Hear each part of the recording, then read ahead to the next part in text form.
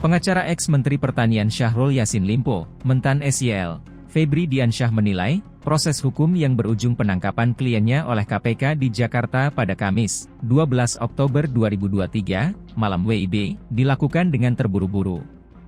Sehingga, hal itu menimbulkan banyak pertanyaan.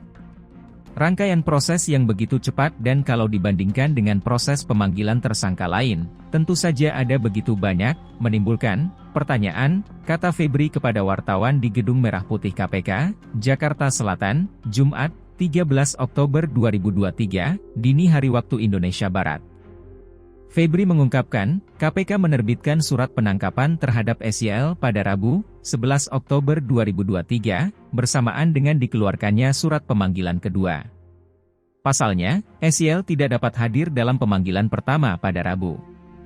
Pun kliennya sudah menyampaikan permohonan penjadwalan ulang kepada KPK.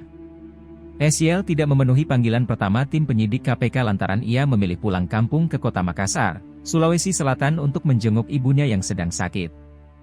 Permintaan jadwal ulang tersebut kemudian ditindaklanjuti KPK dengan mengeluarkan surat pemanggilan kedua untuk diperiksa pada Jumat.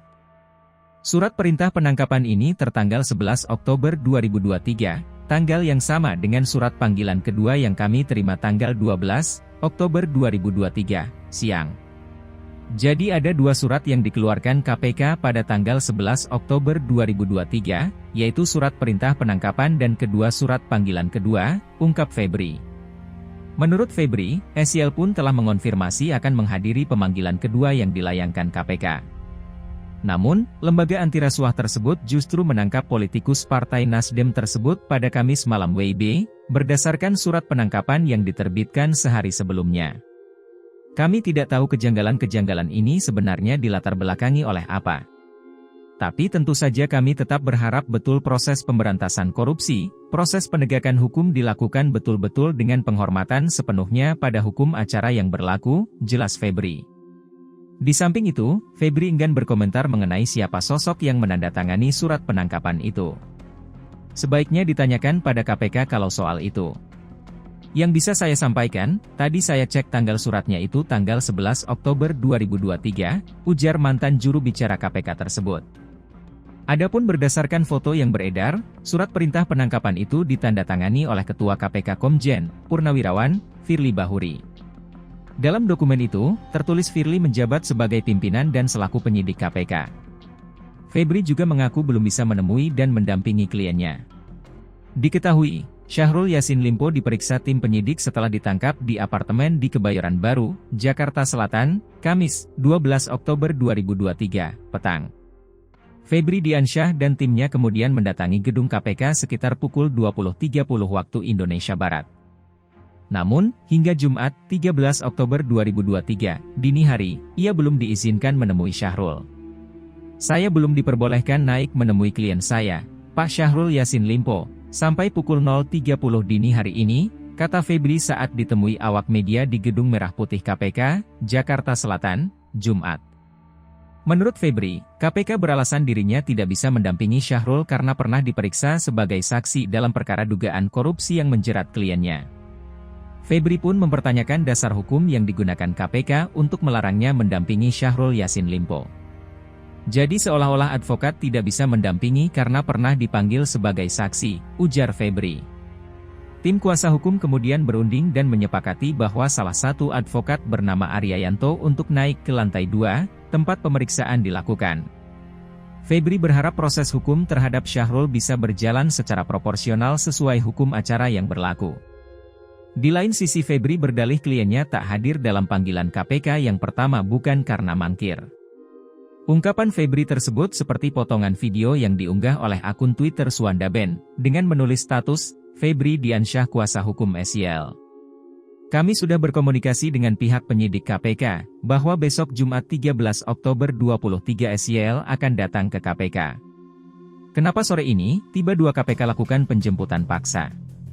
Kami yakinkan bahwa SYL tidak akan melarikan diri. Saya tidak tahu itu menggunakan hukum acara apa, begitu ya.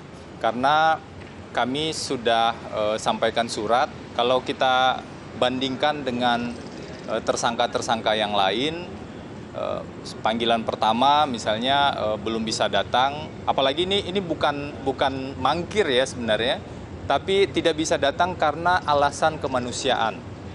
Ada seorang ibu umur 88 tahun di Makassar, ibunda dari Pak Syahrul Yassin Limpo yang sedang tergeletak sakit, dan kemudian Pak Syahrul pamit ke ibunya, mendatangi ibunya, menjenguk ibunya.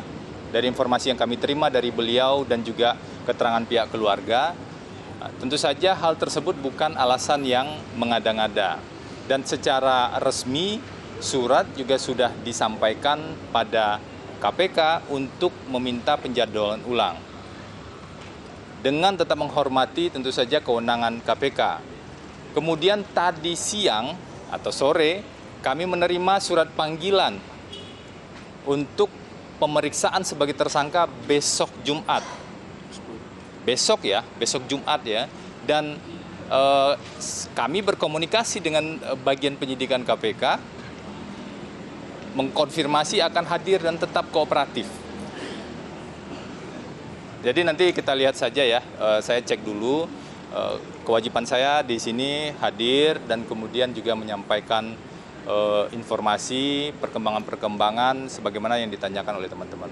Alasan hukum dari KPK tadi takut adanya perusakan barang bukti dan juga adanya pelarian diri dari SCL. Ini tanggapan dari Mas seperti apa? Saya pastikan Pak Syahrul Yassin Limpo itu tidak akan melarikan. Halo, selamat berjumpa dengan saya Anika, pembaca berita podcastnews.id. Saksikan terus konten-konten menarik dari kami. Jangan lupa subscribe, like, dan komen. Terima kasih.